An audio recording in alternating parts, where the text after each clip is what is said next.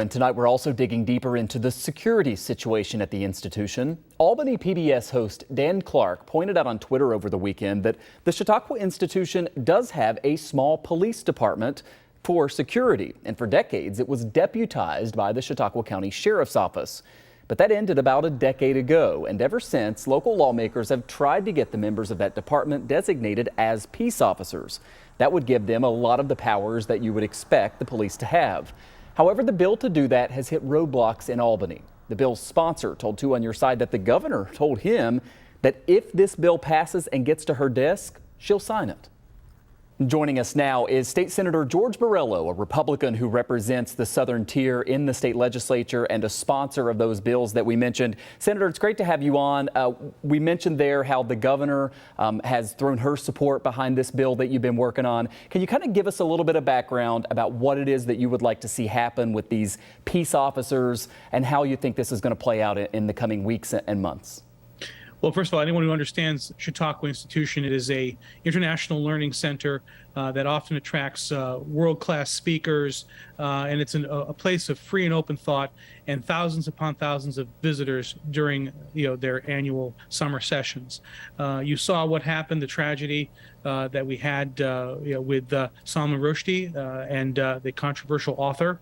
And as a result, they have their own police department. In fact, Chautauqua Institution is really a self-contained community. They have a fire department, they have water and sewer, they have a police department. However, those police officers are not designated as peace officers, and this legislation would do that.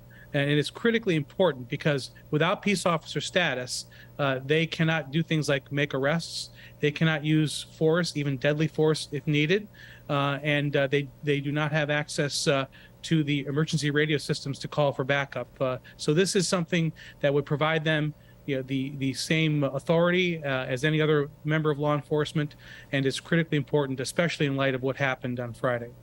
This bill actually passed way back in 2014, almost unanimously, but Governor Cuomo vetoed it. Again, Governor Hochul, it sounds like, is in support of this.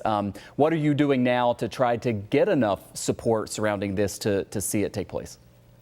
Well, that bill passed in 2014, and since then, unfortunately, much of the legislature has become anti-law enforcement. And I think that's why this has been stuck, because it has been introduced. It passed the Senate, in fact, in 2017 as well. But in 2020, it was referred to codes in the Senate, and the same thing in 2021 and 2022. It has sat idle. I would hope that we could put aside the politics of this and understand, especially in light of the attack that we just saw at Chautauqua Institution, that this is vitally needed, and it should be common sense that their police department should have the ability to respond as any other member of law enforcement would. Finally, Senator, what would you say to people who don't want to see armed officers all over the place at Chautauqua, that they like the tranquility that exists there? And how do you think management should be able to balance that out, right? You've got safety on one hand versus this sort of free-going atmosphere that's been in place there for so long. Well, let me clear up a misconception. Their police department is armed. Just like any other private security that can be armed, they are. This would require several hours of training, as well as licenses to carry weapons. So those that are on the police force now already have weapons.